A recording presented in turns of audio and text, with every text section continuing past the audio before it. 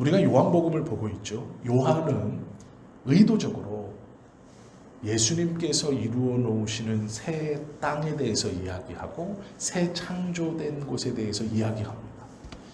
우리가 살고 있는 이 땅이 아니라 예수님을 통하여 새롭게 이루어질, 유대인들의 사고에서는 저 눈에 보이는 성전이 아니라 예수 그리스도를 통해서 이제 하나님이 구원받은 백성과 함께 있고 그들을 선택했고 그들에게 은혜를 주신다는 표를 예수 그리스도의 이름 안에 넣어두셨고, 그 예수 그리스도의 이름을 소유하고 있는 자들 모두에게 예루살렘 성전이 아니라 예수 그리스도의 이름을 붙들고 있는 모든 자들에게 하나님의 동행, 하나님의 은혜, 하나님의 인도하심을 주겠다. 이것이 증거가 된다. 이렇게 말씀하시는 거예요. 새 하늘과 새 땅으로 창조되어진 하나님의 나라, 그 나라에 들어가 그 영광을 누릴 자가 누구냐? 예수 그리스도의 이름을 붙들고 있는 자인데, 이 예수 그리스도의 이름을 붙들고 있을 자는 거듭난 자인 거예요. 위로부터 다시 태어난 자. 그러면 위로부터 다시 태어난 자가 누구냐? 물과 성령으로 거듭난 자라는 것이죠. 그리고 나서 이 물과 성령으로 거듭난 것이 우리 힘으로 할 수 없으니 기도해야 한다. 이렇게 말씀을 드렸죠. 그러면 물과 기름으로 거듭났다는 것은 어떻게 드러나느냐?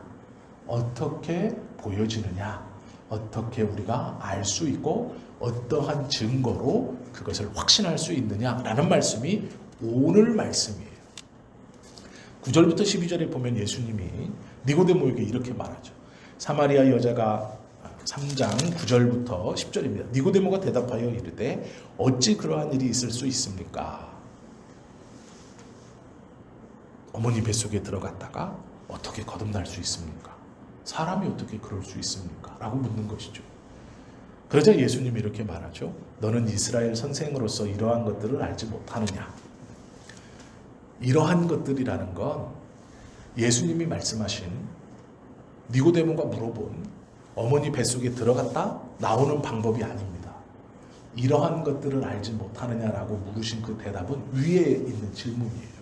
위에 있는 질문이 뭔가요? 5절 보세요. 진실로 진실로 내게 이르노니 사람이 물과 성령으로 나지 아니하면 하나님의 나라에 들어갈 수 없느니라. 이것에 대한 것을 알지 못하느냐라는 말씀이고, 또 6절.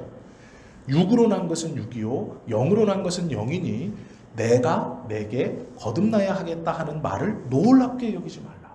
이것을 알지 못하느냐라는 물음이에요.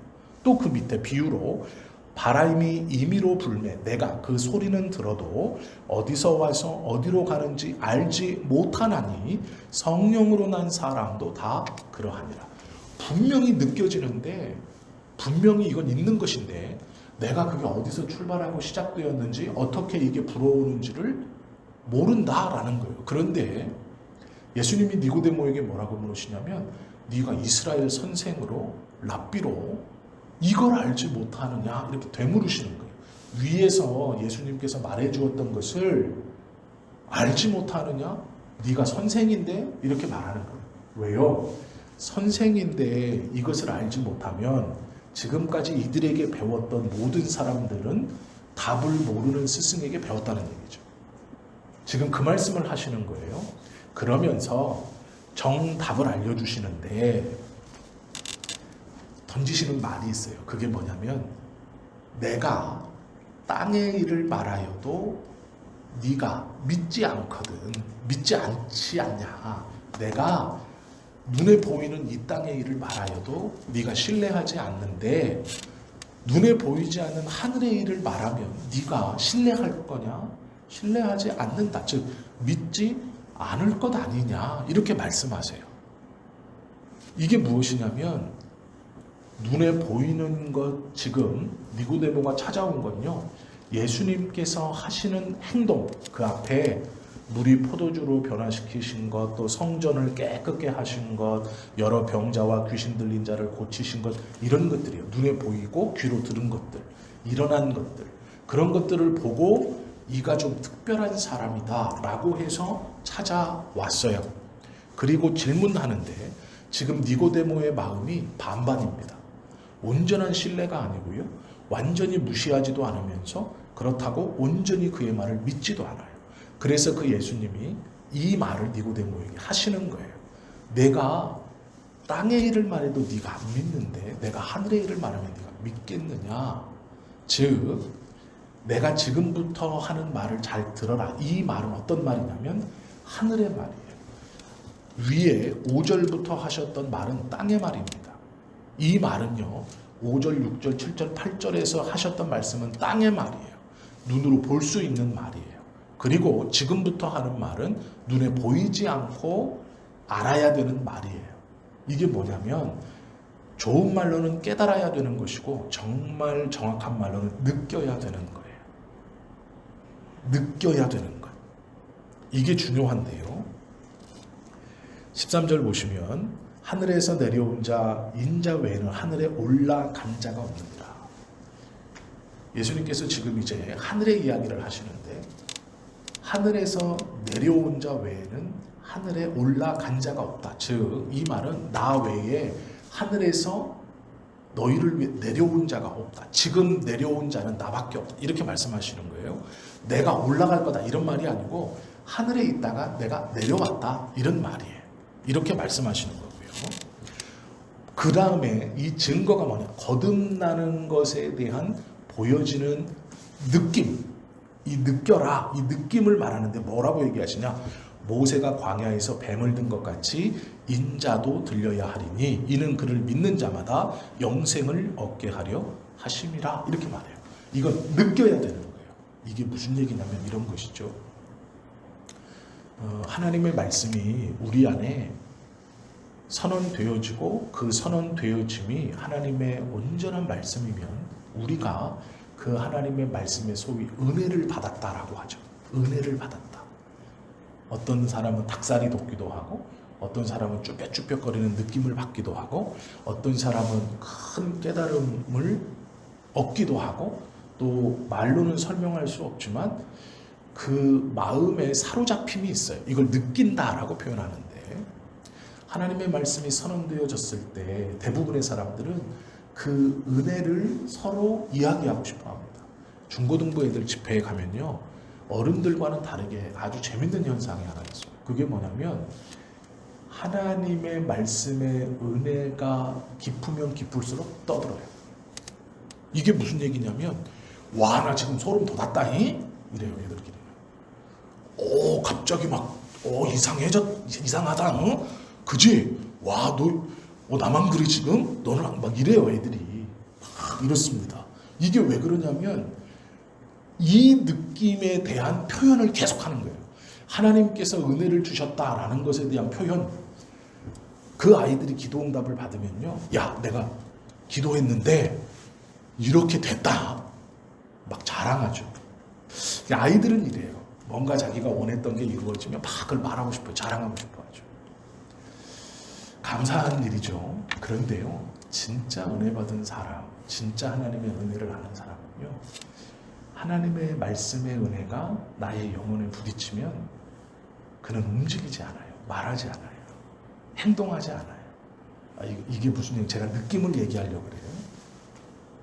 말씀이 선언되어지고 그것이 나에게 은혜로 오면 떠들지 않습니다. 왜 떠들지 않냐면요 그 느낌, 그 감각, 그 은혜를 더 오래 누리고 싶어서 아무런 미동도 하지 않아요. 그대로 정지되어 있습니다.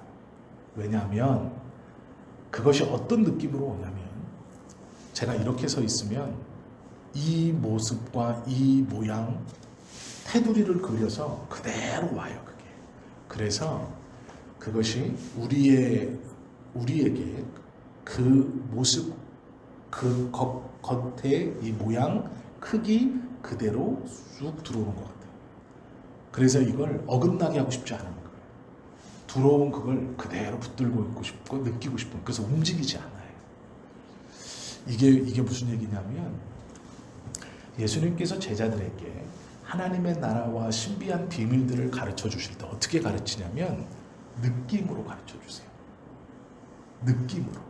이걸 우리 성경은 다 깨닫다 이렇게 표현해 놨는데 이게 뭐냐면요 내 겉껍데기를 싸고 있는 육신과 내 안에 영혼이 한치의 빈틈도 없이 우리가 왜 쫙 붙는 쫄쫄이를 입은 것처럼 쫙 붙어 있어요.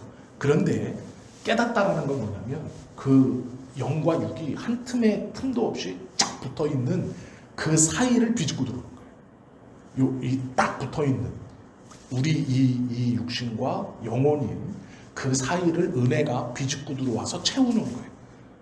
이걸 이제 깨닫다, 하늘의 비밀을 알려줄 때 제자들이 깨달았을 때 그것을 이렇게 설명하고 있어요.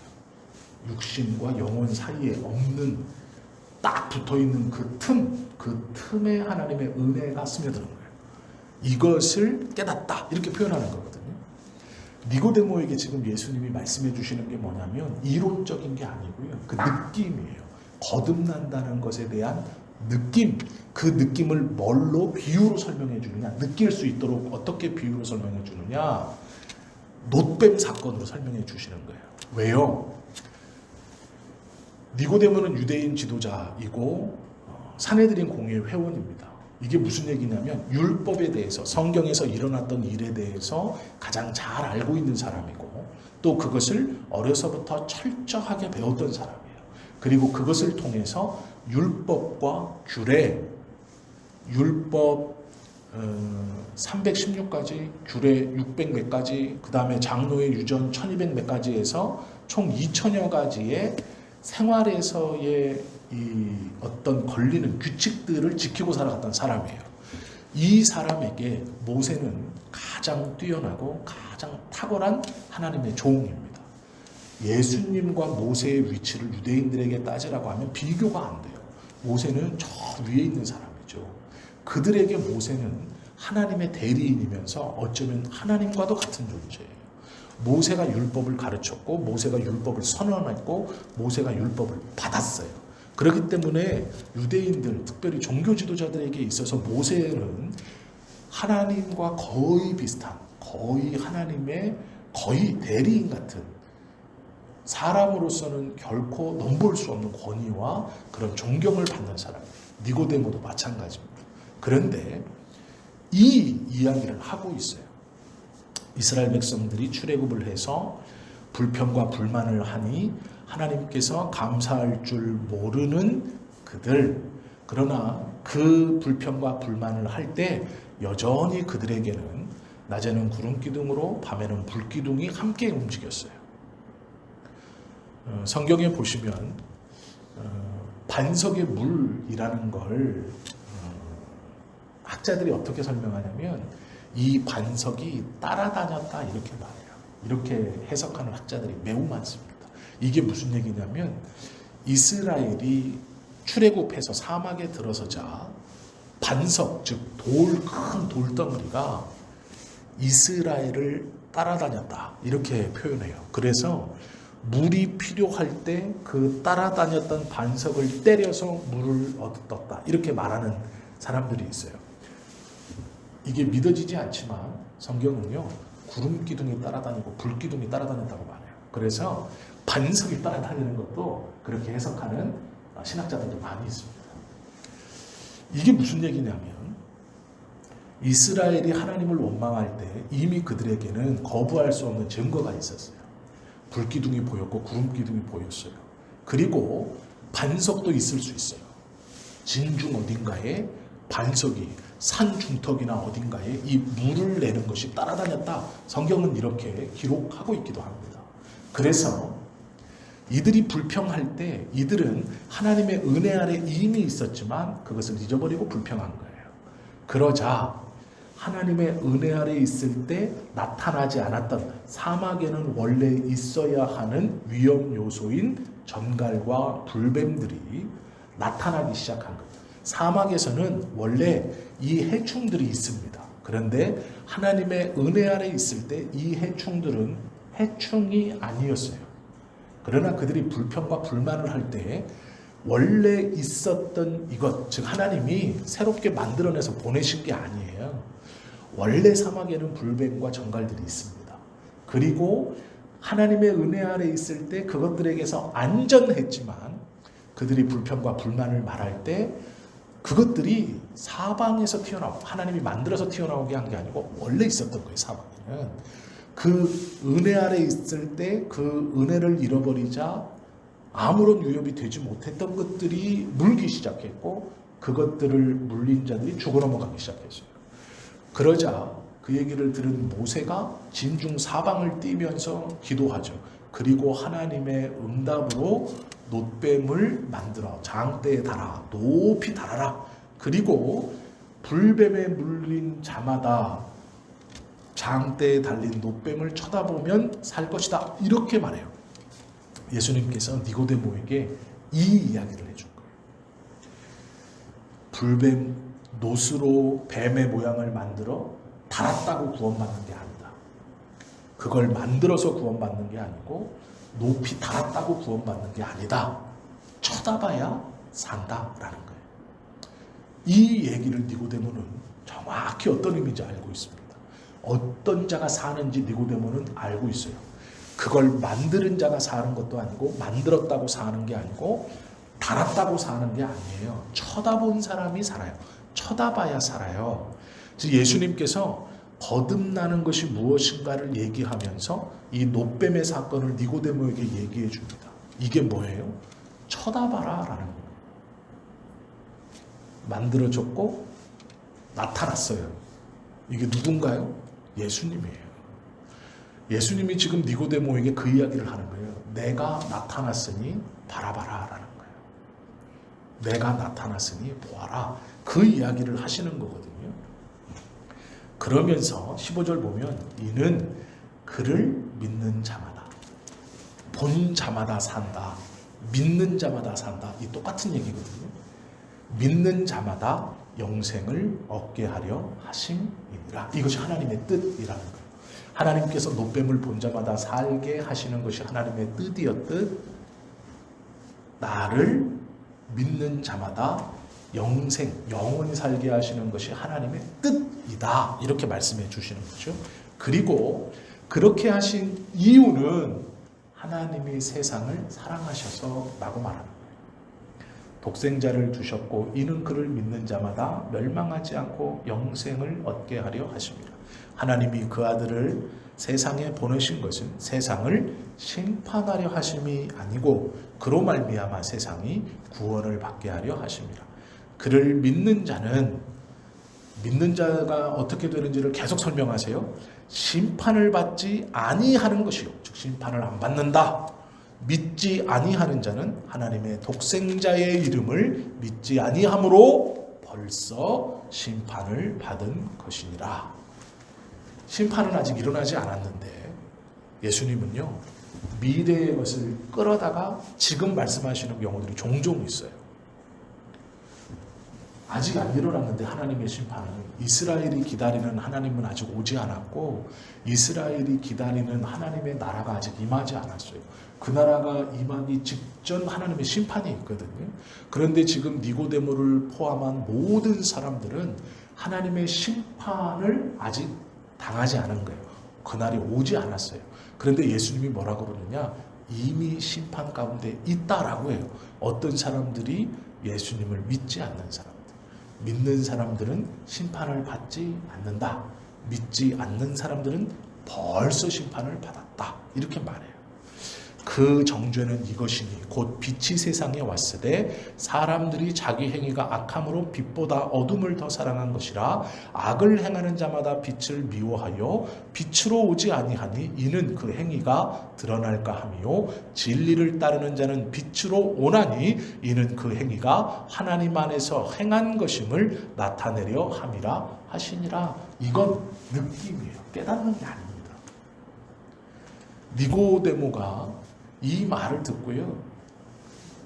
논리적으로 이렇구나 한 게 아니고 이건 느낌이에요. 이게 구원의 말씀인가? 이게 하나님의 어떠한 것인가? 지금 예수라는 이 젊은이가 나에게 하는 이 말이 어떠한 말인가? 이건 믿는 게 아니고 깨닫는 게 아니고 느끼는 거예요. 느낌. 예수님께서 이 말을 하시기 전에 뭐라 그랬냐면 내가 땅의 일을 말하여도 믿지 않거든 하물며 하늘의 일을 말하면 내가 믿겠느냐라는 거예요. 느낌이에요. 우리도 똑같습니다. 복음은요, 우리가 깨닫는 것 같지만 우리는 하나님의 말씀을 온전히 깨닫지 못해요. 극히 일부분입니다. 우리가 알 수 있고 인지하는 거죠.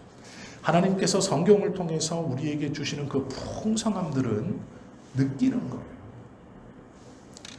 하나님의 약속을 지금 내가 느끼는 거예요. 나에게 주시는 하나님의 천국에 대한 것을 지금 느끼는 거예요. 나의 상황은 다윗의 고백처럼 원수들이 둘러싸서 불안하고 움츠러들고 마음이 약해지고 떨리고 어떻게 하지 막막하지만 예수님께서 성경의 말씀을 통해 주시마 하신 그 은혜와 하나님께서 예수님을 통해 나에게 주시는 그 회복과 이김을 앞의 것을 붙들어서 내가 느끼는 거죠. 붙들고 있는 거예요. 그걸 누리는 거예요. 이것이 믿는 자의 삶이고 이것이 하나님께서 기억하고 하나님께서 원하시는 성도의 삶의 모습이다라는 것이죠. 16절 18절에 보시면 하나님이 세상을 이처럼 사랑하사 독생자를 주셨으니 라고 말해요. 독생자라는 건 혼자 있는 아들이거든요. 아버지의 사랑을 온전히 받은 아들, 이 아들을 주셨어요. 주신 이유가 뭐냐면 이 주신 아들을 믿게 하기 위해서요. 그러면 믿게 하기 위해서 하나의 아들, 아버지의 사랑을 온전히 받던 이 아들을 주셔서 이 주신 이유는 이 아들을 믿게 하시는 거예요. 무엇으로 믿게? 하나님의 아들이심을 믿게. 그리고 하나님의 아들이심을 믿어야 이 죄인의 죄를 대속하고 이 하나님의 아들로 이 땅에 믿게 하게 하기 위해서 보내신 이 예수가 구원자가 되는 거예요. 우리는 그래서 믿음, 이게 뭐냐면 느낌이에요. 이걸 붙들어 내가 느끼는 거예요. 그리고 그걸 누리는 겁니다. 그 사람은 멸망하지 않고 영생을 얻게 한다. 이렇게 말씀하시는 거예요. 그래서 이것은 깨달음이 아닙니다. 지식적으로 아는 게 아니에요. 하나님의 말씀을 계속 들으라라고 말씀하시는 건 우리가 그리스도에 대해서 몰라서가 아니에요. 구원은 아주 간단하면서도 아주 복잡한 것이죠. 왜 성경의 말씀을 계속 익히고 사모하고 읊조리고 붙들어라라고 말씀하시냐면 깨달음, 세상의 지식과 다르기 때문이에요. 구원은 엄밀히 말하면 내 영혼이 하나님을 느끼는 거예요. 그 구원을 느끼는 거예요. 이것을 빼앗기지 않기 위해서 고요함을 유지하라라고 말씀하시는 거예요. 세상에 눈 돌리지 말아라고 말하는 건 그 세상이 값어치가 없어서가 아니고요. 보다 중요한 이것을 요동함으로 깨거나 잊어버리지 말아라라는 말씀이에요. 요동하지 않는 방법은 주님의 말씀으로 자꾸 외벽을 치는 거죠. 주님의 말씀을 사모하고 그 말씀을 붙듦으로 내 영혼의 잠잠한 외벽, 그것을 튼튼하게 쌓아서 외부에 이 영혼의 잠잠함을 흔드는 외부의 것들을, 즉 사단의 공격을 견디고 그 안에 있는 영혼의 잠잠함을 이어가는 것이에요. 그것이 믿는 자들의 삶의 모습이어야 한다라는 것이죠. 예수님께서 그렇게 말씀하시는 거예요. 니고데모에게. 니고데모가 율법학자로요, 모세의 이야기와 놋뱀의 이야기를 모르지 않아요. 그리고 예수님이 지금 이 비유, 이 구약시대에 있었던 놋뱀의 비유와 그걸 들어 예수님이 지금 말씀하시는 이 이야기를 논리적으로 이해하지 못하지 않아요. 그가 이해했어요. 왜 그러냐? 근심하며 돌아갔다고 성경은 말하거든요. 근심하며 갔어요. 원래 자기가 가지고 있었던 생각과 예수님께서 지금 말씀해 주신 이것이 이성의 깨달음으로 이해하고 있었던 것과 지금 이해한 것이 부딪혀 근심이 든 거예요. 성경에서는요, 세상의 것과 하나님의 것을 논할 때 이건 깨닫는 것이고 이건 느끼는 거예요. 정확히 말하면. 그래서 이것을 압도하면 안 돼요. 하나님의 말씀을 우리가 안다라고 말했을 때 그 안다, 하나님이 우리를 안다라는 건 1, 2, 3 이렇게 아는 게 아니에요. 안다라는 건 너를 안다 이런 뜻이에요. 우리를 안다 이런 뜻이에요. 1, 2, 3 머리카락이 몇 개고 눈동 세포수가 몇 개고 이렇게 아신다는 의미도 있지만 하나님이 우리를 안다. 내가 주님을 알므로 주님이 나를 아심으로 또 예수님이 내가 너 안에 거하고 네가 내 안에라고 할 때 이 야다라는 표현은 숫자적으로 하나, 둘, 셋 이렇게 아는 게 아니에요. 1 더하기 1은 2 이렇게 아는 게 아니에요. 안다라고 했을 때는 느낌이에요. 내가 경험해서 아는 거예요. 따뜻함을 아는 것처럼 몇 도인지는 정확히 모르지만 따뜻하다, 포근하다, 좋다 이런 느낌인 거예요. 이것이 세상에서 미련한 거예요. 세상 사람들은 이것을 멸망할 것이라고 말하는 거예요. 하나님의 말씀에 대해서 요한이 이 요한복음에서 예수님께서 가르쳐 주신 또 예수님의 이런 삶에 대한 이야기들을 하나하나 하면서 요한은 분명한 목적이 있어요. 그게 무엇이냐면 예수님을 믿어 하나님이 주시는 새하늘과 새 땅에서 살아갈 그 사람들은 누구냐? 믿는 사람. 정확히 말하면 이 느낌을 소유한 사람들. 제가 지금 말로 표현하니까 이것이 느낌인데 느낌도 정확한 표현이 아니에요. 이 미묘한 것을 설명하면 참 좋은데 이걸 온전히 설명할 수 없어요. 깨닫는 것도 같고 느끼는 것도 같고 한 그런 어떤 것이에요. 이것을 말씀을 통해 계속해서 구체화시키고 분명히 하셔야 돼요. 우리가 착각하시면 안 되는 게 있어요. 신앙이 좋은 사람은 세상의 모든 것을 버리고 산다고 자꾸 얘기하는데 그렇지 않습니다. 세상의 것을 버리면 내 안에 있는 것을 지켜갈 수 없어요. 우리가 세 끼 밥을 먹지 못하면서 쫄쫄 굶어가면서 생명의 위협을 느끼면서 내 목숨을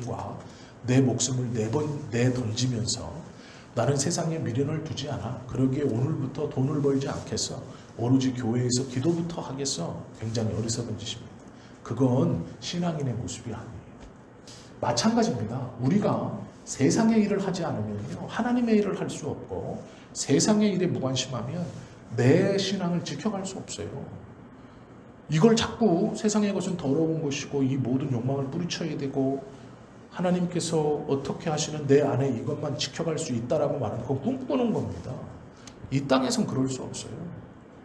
이 땅에서는 기도하며 하나님이 주시는 것을 구해야 하고 땀 흘리고 그것들을 가지고 생활을 지키고 삶을 지키고 해야 교회도 지키고 내 신앙도 지키고 주님의 일을 할 수 있는 거예요. 세상을 자꾸 나쁘다고 세상을 자꾸 욕하고 세상에서 떠나야 된다고 미련을 두면 안 된다고 그렇게 어리석은 말을 하시면 안 돼요. 그건 신앙이 아닙니다. 예수님도요 이 세상에 오셔서 사역하셨어요. 하늘에서 사역하신 게 아니에요. 이 땅에 오셔서 죄인들을 위해 부딪히시고 그들과 함께 먹고 마시고 가르치시고 때로는 모욕도 받고 화도 내시고 슬퍼도 하셨어요. 이 땅에서 우리도 하나님이 우리에게 맡겨주신 그 자리에서 때로는 무엇을 갖고 싶은 마음, 성공하고 싶은 마음, 열심, 무엇을 소유하고 싶은 마음 그것들이 올 때 그것이 나 혼자만이 아니라 그것을 통해 하나님이 나에게 주신 것을 지켜가는 거예요. 그것이 올바른 신앙인의 모습이지. 세상은 다 악하고 세상의 것들을 다 물리쳐야 되고 나는 이곳에서 거룩하게만 있어야 되고 아니요. 그건 이것도 지키지 못하는 어리석은 모습이에요. 기도하시면서 무엇인가 하고 싶다고 무엇인가 되고 싶다고 어떤 것을 이루고 싶다고 하나님 이것을 나에게 허락해주고 부어달라고 하는 것은 지극히 정상입니다. 그러나 그것을 가지고 헛된 마음으로 욕심으로 구하는 것은 잘못된 것이지만 하나님이 주신 것을 지켜가고 맡겨진 것을 지켜가기 위해서 내가 내 가정을 지켜가고 내 자녀들을 지켜가고 내 교회를 지키기 위해서 세상에 나아가 기도하며 소원하며 하는 그것은 복된 것이에요. 이걸 지키는 일입니다. 그것은 귀한 일입니다. 그것을 삿되다고 생각하시면 안 되고 그것을 악하다고 생각하시면 안 되고 내가 어느 정도 성공하면 이거 다 떼버리고 이것만 해야죠. 이렇게 생각하셔도 안 돼요. 그것은 예수님께서 우리에게 가르쳐 주신 믿는 자의 삶의 모습이 정확대로 아닙니다. 오늘 이 니고데모가 근심하며 돌아갑니다. 왜요? 자기가 알고 있는 것과 예수님이 가르쳐 주신 것이 부딪히기 때문이에요. 예수님께서 땅의 일 이것과 하늘의 일 이것을 이야기해 주셨어요. 못 알아들은 게 아니에요. 알아들었으니까 근심하는 거예요. 못 알아들었으면요 욕하고 가면 돼요. 내가 뭔가 있어서 왔더니 에이 이해할 수 없는 말 헛소리만 하고 가네. 저 사람은 아무것도 아니야 라고 돌아가면 되는 거예요. 냉정하게 손가락질하고 가면 끝나요. 그런데 니고데모는 근심하며 가요. 왜요? 이게 부딪히기 때문이에요. 물론 사도신경에 보면 이 니고데모가 예수 그리스도에게 다시 돌아오고 하나님의 초대교회의 큰 일을 감당하는 일꾼이 되긴 합니다. 그러나 지금 상황은 이게 부딪혀서 근심이에요. 우리가 하나님의 말씀을 오해하면 또 내가 성경의 말씀이 아닌 잘못된 신학을 가지고 살아가면 계속 말씀이 선언되어질 때마다 부딪히는 거예요. 고민되어지는 거예요. 이걸 하나님 앞에 깨닫게 해주십시오가 아니에요. 깨닫기 때문에 고민되는 거니까 정확한 표현은 아니지만 하나님 내가 이걸 느끼게 해주십시오. 성경의 표현대로라면 믿게 해주십시오라고 기도하는 게 맞는 거예요. 막 요란하게 기도하는 게 아니고요. 잠잠히 하나님 육체와 영혼의 그 딱 붙어있는 비집고 들어올 수 없는 그 틈을 하나님의 말씀이 비집고 들어올 때 내가 가만히 그 하나님의 은혜와 영광과 그 임재를 누리는 그 정적인 조용함, 고요함 가운데 누리는 거예요. 그렇게 해달라고 기도하시고 그런 은혜를 누리시는 저와 여러분 되시기를 예수님의 이름으로 축원합니다. 기도 드리십니다.